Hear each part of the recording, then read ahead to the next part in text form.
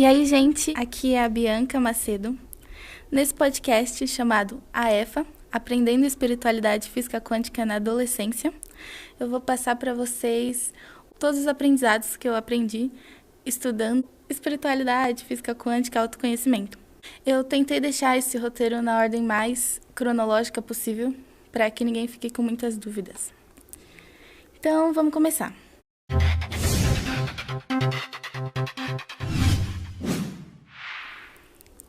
Vocês já devem ter ouvido falar que nós vivemos em um mundo de infinitas possibilidades, mas que as nossas próprias crenças limitam os acontecimentos. Por exemplo, se eu quero um carro novo, infinitas possibilidades podem acontecer. Eu posso ganhar um carro no sorteio, ou eu posso conseguir o valor de entrada, infinitas possibilidades. Mas se eu tiver crenças de que as pessoas só conseguem o que querem, tipo de bens materiais, ralando, se matando de trabalhar, então todas as outras possibilidades vão deixar de acontecer. Mas quando não há nenhum observador, que é uma consciência de pessoas ou animais presentes na cena, com crenças limitantes para determinarem o que irá acontecer na cena, ninguém pode prever exatamente o que vai acontecer com a matéria. Tem um experimento de física quântica, é um dos mais conhecidos, chama experimento da dupla fenda. E eu sugiro fortemente que vocês vão ver o vídeo no YouTube para vocês entenderem do que eu tô falando. É bem legalzinho o vídeo, é um vídeo do Dr. Quantum, é um desenhinho, dá uma olhada lá. Mas por que a consciência de um ser, nós, tem o poder de mudar a matéria, ou seja, mudar a realidade? Seja mudando para pior ou para melhor. Para isso eu preciso traçar um caminho neural na mente de vocês, para que a gente possa entender quem realmente somos nós, em essência, e quem é Deus. Primeiramente, Deus não é um velhinho de barba branca que fica sentado em uma cadeira lá nos céus, julgando tudo que existe, separando os bons dos maus e os pecadores dos santos. Mas sim, ele é a maior energia que existe, a vibração mais alta que existe. E por que Deus não pode ser um velhinho de barba branca que vive no céu? Ele até pode, mas, assim, tudo que está à nossa volta é energia, é onda. Tudo é uma onda só, porém em frequências diferentes. E para as ondas se tornarem algo visível, algo palpável, ela precisa baixar tanto a vibração a ponto de se tornar matéria. Então, vocês realmente acham que Deus, a vibração mais alta que existe, iria baixar tanto a sua vibração a ponto de virar matéria, a ponto de poder adentrar um corpo físico, somente para vir algum rostinho conhecido na cabeça das pessoas quando pensarem em Deus? Fica aí o questionamento. No jogo da vida, Deus, vou repetir, a energia mais elevada que existe, energia sem forma, que nunca nasceu e nunca vai morrer, se estendeu, decidiu estender-se, dando origem a seu único filho, Cristo, multiplicando a si mesmo e criando as consciências que somos nós. Por sermos extensões dele, nós e Deus somos uma coisa só. Eu gosto muito dessa analogia. Olha para a sua mão agora. A palma da mão, pense que é Deus. E os dedos somos nós. Então, somos extensões de Deus. Somos feitos da mesma coisa. Somos feitos à imagem e semelhança dele, a fonte.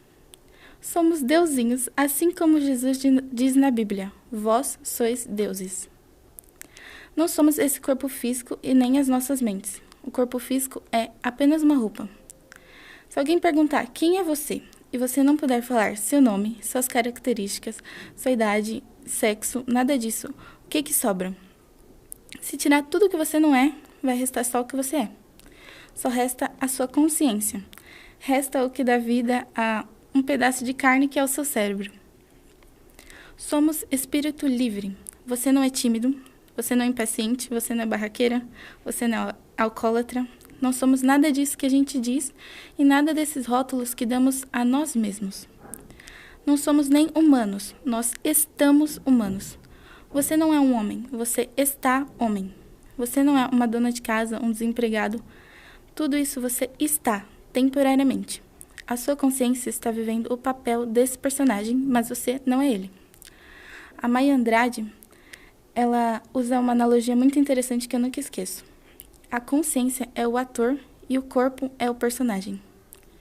E também, como você pode dizer com tanta convicção que você, sei lá, é egoísta, sendo que na sua infância você dividia o seu lanche com todo mundo do parquinho?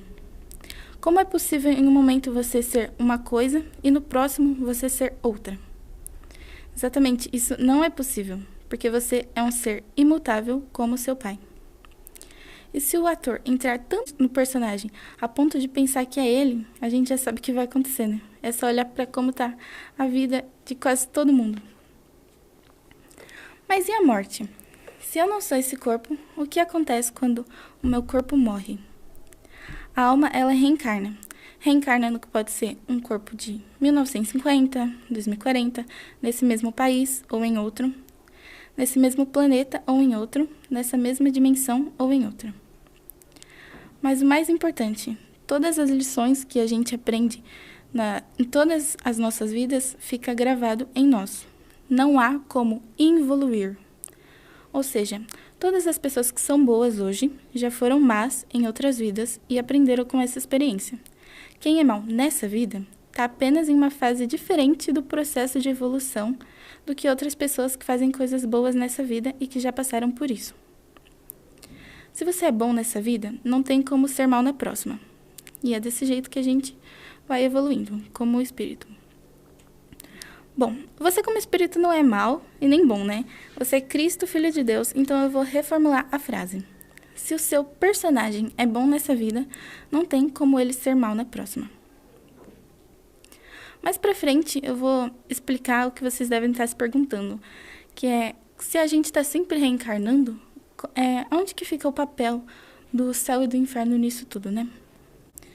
Mas então é isso. Vamos reencarnar e ficar assim por vidas e vidas até o ser despertar e iluminar. O que isso significa é que vamos continuar reencarnando até lembrarmos quem realmente somos, até lembrarmos com todas as células do nosso corpo que somos extensões de Deus. E tudo isso acontece na mente. Todas as pessoas vão iluminar. E se ilumina passando por um longo processo de autoconhecimento e expansão da consciência. Então, querendo ou não, todas as pessoas vão em algum momento conhecer sobre todos esses assuntos que eu estou falando nesse podcast. E esses assuntos vão ficar cada vez mais conhecidos e falados no mundo inteiro. Se você parar de escutar esse podcast, querer ficar na zona de conforto, sem abrir a mente, até tudo bem. Mas uma hora ou outra você vai passar por isso. Não tem escapatória. Para falar português claro. Quando se ilumina, a gente passa a viver como o verdadeiro Filho de Deus, santo, inocente e amoroso, que merece tudo o que esse universo pode oferecer. Todo o dinheiro que você quiser, tudo que você desejar. Para o Filho de Deus, não há falta. É viver com a mente no céu, sendo guiado por Deus, sem culpa, sem arrependimentos do passado e sem sofrer. Então, todos vão iluminar um dia. E para isso de iluminação não ser tão abstrato na mente de vocês, eu vou dar um exemplo. Jesus era um iluminado. E Buda também era. E um que está vivendo nesse mesmo momento com a gente é o Eckhart Tolle, escritor do livro O Poder do Agora.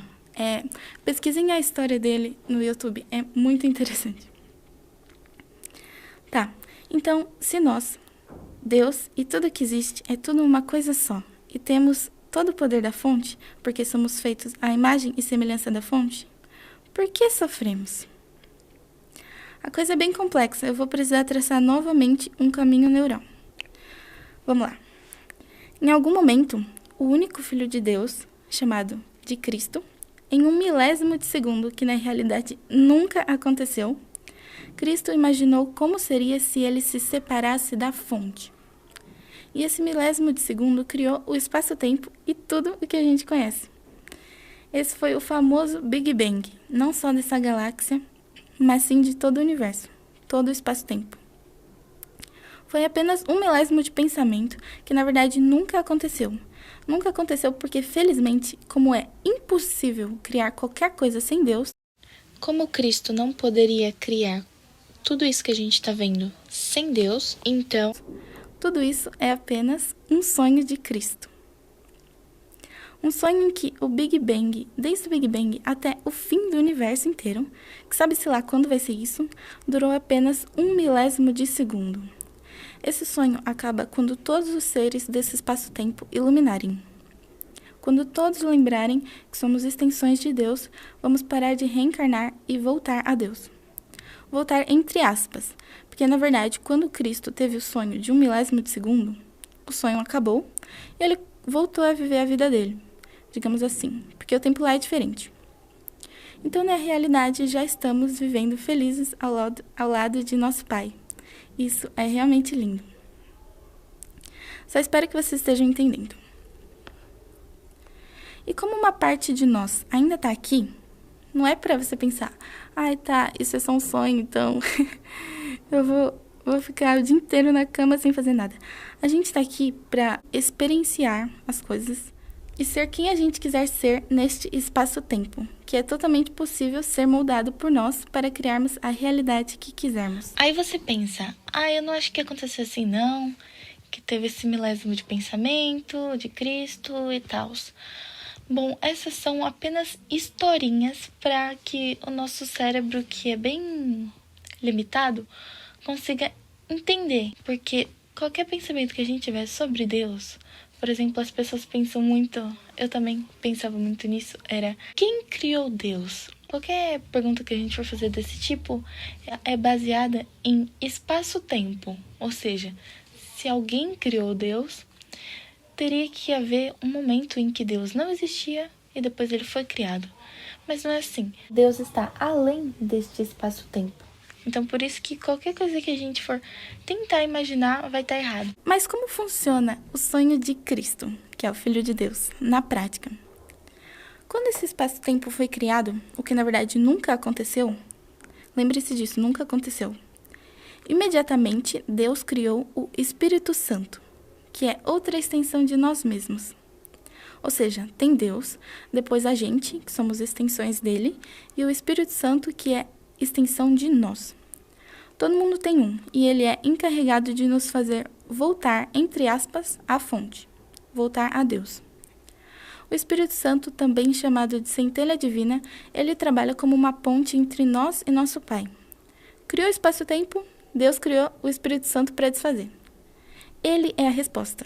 Então, criou o espaço-tempo, Deus respondeu criando o Espírito Santo. E tudo isso em 1 milésimo de segundo. Tem o Pai, o Filho e o Espírito Santo. E ele é a terceira pessoa da Santíssima Trindade. E além de nesse espaço-tempo a gente achar que somos um ser separado de Deus, a gente ainda pensa que nos separamos nós mesmos, que separamos Cristo em milhares. Milhares de alminhas dentro do corpo de pessoas e seres nesse universo. Então, nesse sonho, é como se Cristo, que é um só, tivesse se separado em bilhões. E por sermos todos um só Filho de Deus, não há a mínima diferença entre eu, você, qualquer pessoa. Não há a mínima diferença. Somos, em essência, todos extensões dele. Tem uma frase do William James que diz: somos como ilhas do mar, separadas na superfície, mas ligadas nas profundezas. Sempre que você julga ou ataca alguém, você está atacando a você mesmo. A gente sempre escutou que quando a gente aponta um dedo para alguém, tem 4 virados para nós. Mas agora sabemos a profundidade dessa frase e que tudo o que dizem sobre isso é literalmente isso. Odiar alguém é como beber veneno e esperar que a outra pessoa morra. Mas voltando ao assunto, o Espírito Santo está sempre cuidando de nós e é dele que vem a famosa intuição. A alma presente no corpo físico de cada um de nós é como se fosse 1% da centelha divina. Não tem uma porcentagem exata, mas é basicamente isso. E por isso que a gente pensa que somos apenas seres humanos medíocres sem poder algum, porque estamos vivendo apenas com 1% da energia do nosso verdadeiro ser. Mas nossa centelha divina está fora desse espaço-tempo, sempre cuidando de nós e disponível para nos ajudar a viver daqui da melhor forma possível, até que nós finalmente voltemos a Deus. A questão é se nós estamos usufruindo da ajuda do Espírito Santo para viver a vida dos nossos sonhos. A maioria de nós não, né? A maioria de nós nem sabe que a nossa centelha existe. E estão todos vivendo cada um por si. E por isso que praticamente todo o planeta está se ferrando, batendo a cabeça e não está saindo do lugar. Porque, claro, né? Viver com apenas 1% de todo o poder que tem é difícil mesmo. Mas agora, finalmente, a coisa mais importante desse episódio inteiro. Se você ainda tem dúvidas de que esse mundo é um sonho, é uma Matrix, então escuta essa frase do livro Um Curso em Milagres, que, na minha opinião, é a prova de que esse mundo não é real. A frase é a seguinte: a natureza de Deus, em essência, é puro espírito, porque Deus é imutável, sem forma, eterno e espiritual. Nada que não compartilhe esses atributos pode ser real. É por isso que o curso diz que o mundo não é real e não foi criado por Deus. O mundo é mutável, não é eterno e a sua forma é material. Portanto, não pode ser de Deus. Eu vou repetir porque isso é muito importante. A natureza de Deus, em essência, é puro espírito, porque Deus é imutável, sem forma, eterno e espiritual. Nada que não compartilhe esses atributos pode ser real. É por isso que o curso diz que o mundo não é real e não foi criado por Deus.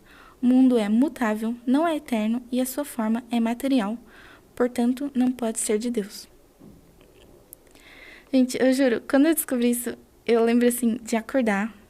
Eu lembrar disso, que tudo isso é um sonho, que eu tô na Matrix. Eu lembro de olhar pro meu dedo assim, tipo, ver as digitais e falar, não é possível, tem tantos detalhes, não é possível que seja um sonho, não é possível que não seja real. Mas também, tipo, quem criou esse sonho foi Cristo. Então, nem em sonho, Cristo, Filho de Deus, conseguiria fazer uma coisa mal feita, assim, entre aspas. Jesus tinha tão profundo na mente dele que esse mundo não é real e que a gente pode mudar ele e fazer o que a gente quiser, que ele conseguia fazer tudo com a mente dele. Nós também podemos, e Jesus nunca escondeu isso. Lembra da frase dele? Se você tiver fé, pode ordenar uma montanha a se atirar no mar, que ela irá. É alguma coisa assim, a frase, não lembro direito. Ele também não curava aqueles cegos e leprosos. As pessoas olhavam para ele e se lembravam quem elas mesmas eram. Cristo também. E assim, no mais profundo da mente, elas lembravam e entendiam que é impossível elas estarem doentes, que é apenas ilusão, e assim elas se curavam. Na crucificação de Jesus, as pessoas estavam torturando, humilhando, fazendo de tudo com ele por horas. E o que ele fez? Nada. Ele não fugiu, ele não xingou, não bateu em ninguém e nem se defendeu, porque ele sabia que tudo isso é um sonho e que se ele reagisse, ele estaria dando realidade a esse mundo que não é real. E foi o que ele disse: meu reino não é desse mundo. Ele sabia que a verdade não precisa ser defendida, e ele é a verdade. Ele é Deus e ele é o amor. Ele também dizia: Pai, perdoa eles, eles não sabem o que fazem. Isso significa que as pessoas ainda não tinham despertado. Despertado é o que eu chamo, por exemplo, de alguém que não faz ideia desses assuntos que eu estou falando aqui. Que ainda não sabe que isso é um sonho, então ainda não acordou, não despertou. E assim, todos desacordados não sabiam o que estavam fazendo, não tinham consciência. As pessoas desse mundo são como doentes. Alguém que não despertou é alguém que está doente. Eu gosto de dizer assim. E Jesus não se defendeu por isso. Como você pode bater ou atacar alguém que está doente? Eu sempre lembro disso quando a raiva está me consumindo e eu vou fazer alguma coisa que eu não iria querer fazer. E o que Jesus fez logo em seguida? Depois de 3 dias da morte do corpo dele, ele volta e o que ele quis mostrar é: eu não sou esse corpo, vocês não entendem? A morte não existe. Mas as pessoas não entenderam e não entendem até hoje.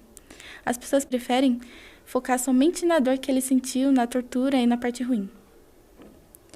E como funciona a nossa mente aqui no sonho? Por que a gente sofre? Como extensões de Deus, somos todos seres divinos, santos, merecedores de tudo o que esse universo abundante tem para nos oferecer, e seres que possuem todo o amor de Deus. Portanto, não temos culpa de absolutamente nada. Como diz Um Curso em Milagres, a minha impecabilidade me garante a segurança eterna.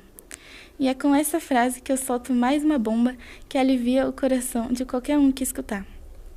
Não existe pecado. Você é um ser inocente, livre e amado, pois sou exatamente como Deus me criou.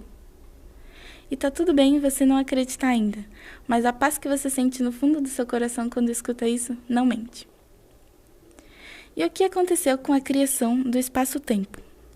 Lembra que eu falei que foi 1 milésimo de pensamento de como seria se fôssemos um ser separado de Deus? Então, isso fez com que todos os bebês nasçam com uma culpa no inconsciente. A culpa da separação. Mas a gente só tem essa culpa porque a gente não sabe, ou pelo menos não sabia até agora, que esse mundo é um sonho. E graças a Deus a separação nunca aconteceu de verdade. Até porque é impossível se separar de você mesmo. Mas essa culpa é tão grande que ela dá início a todo o nosso sofrimento. E essa obsessão inconsciente que temos por sofrimento. Todos os problemas do mundo vêm disso, a crença na separação. Se temos culpa, esperamos que sejamos punidos ou atacados. E é essa crença de que seremos atacados e de que o sofrimento é inevitável que atrai o sofrimento para nós. O pecado original, que algumas igrejas dizem, e que nascemos com ele por termos comido a maçã do paraíso, e por isso precisamos ser batizados, digamos que estejam se referindo a isso, a culpa pela separação.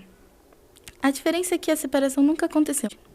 Essa culpa pode ser qualquer forma de rejeição a si mesmo, ou sentimento de que tem algo faltando, um vazio. Então, sempre que estivermos sentindo fracasso, vazio, incompetência, ódio ou rejeição, se lembre de onde vem tudo isso, que vem da separação. E mais ainda, se lembre que a separação nunca aconteceu, ou seja, você não precisa se sentir assim, porque na verdade você nunca pecou. A alma, o ator, não é responsável pelos atos do personagem. E ele não vai ser punido por isso. Então, se eu matar alguém agora, eu não vou pro inferno?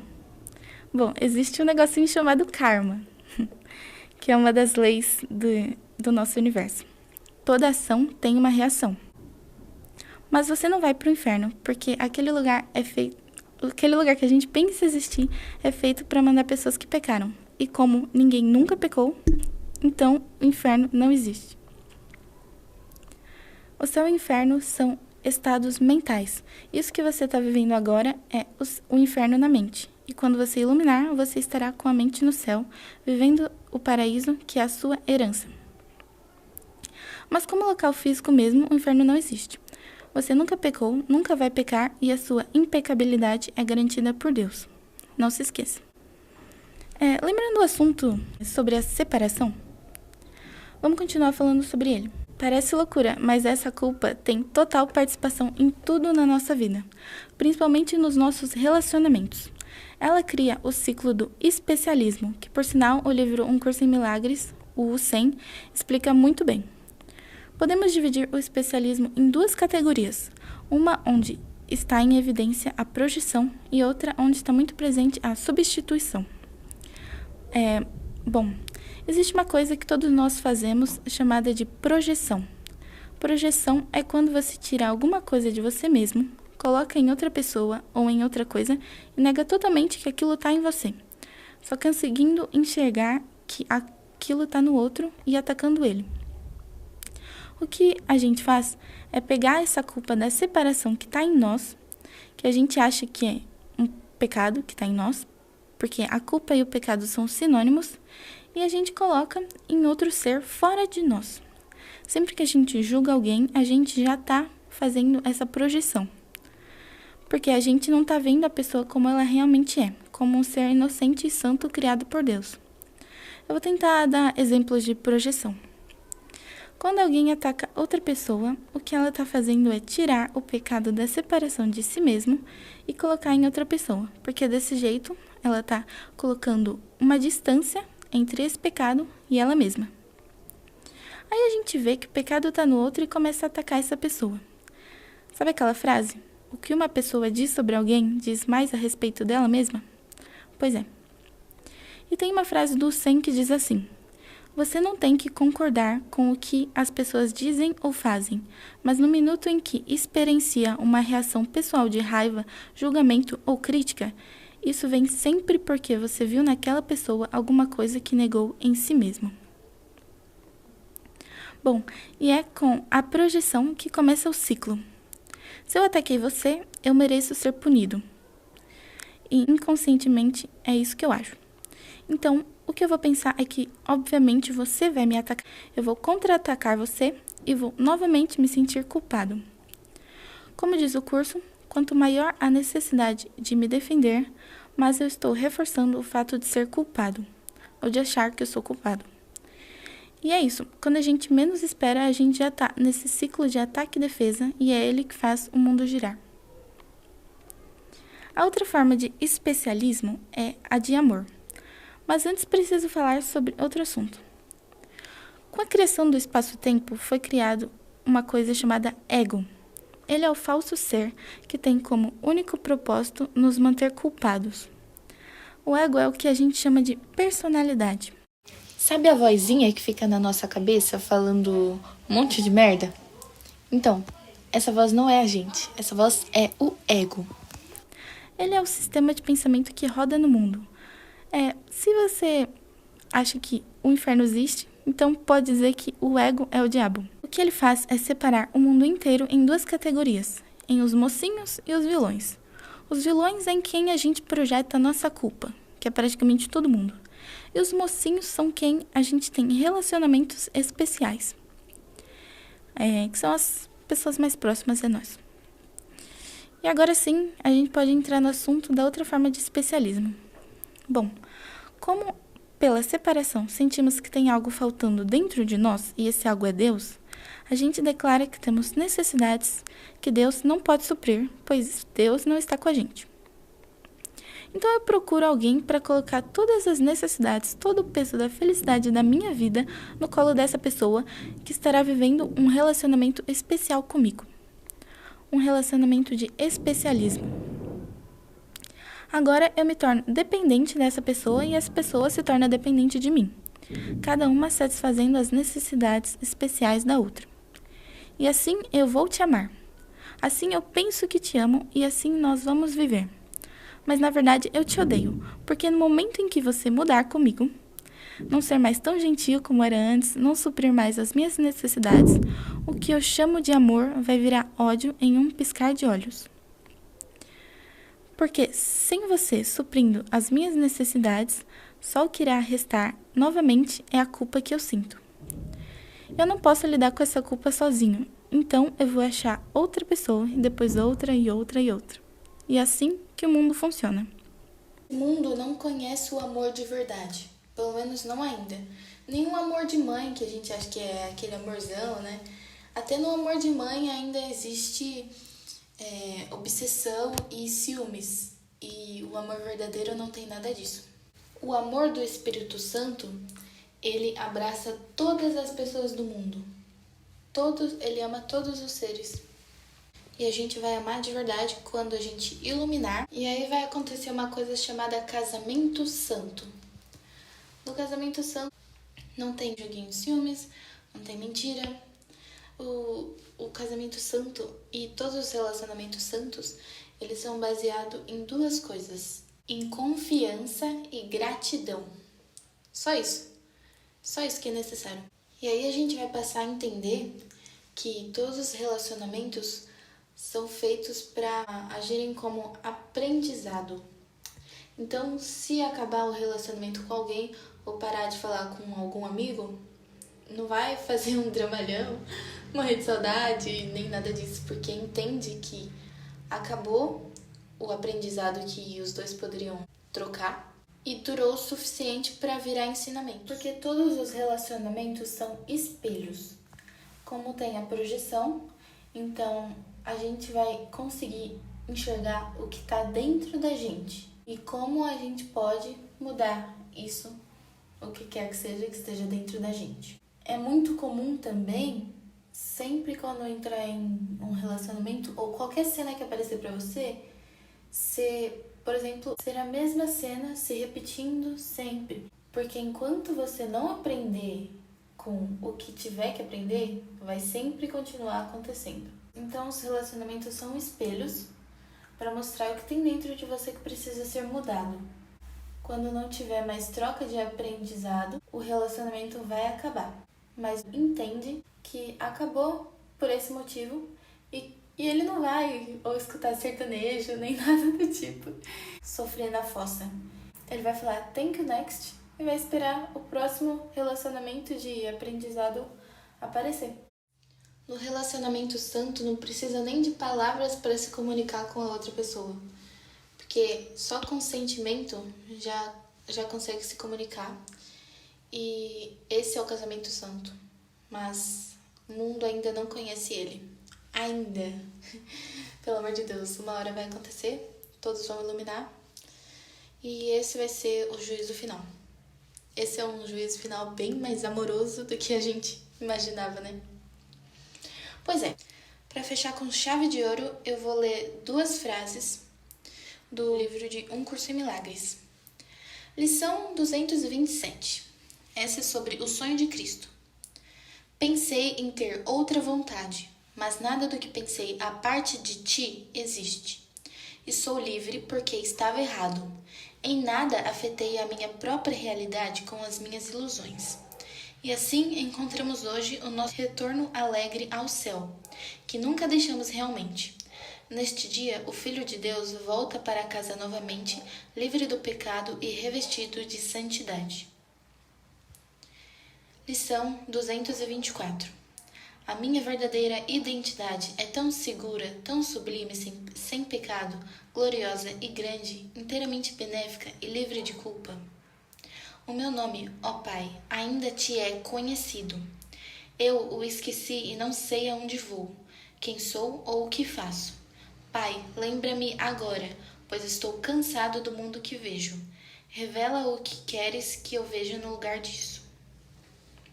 Um Curso em Milagres. Então foi isso por hoje. Já acabei com a mente de vocês.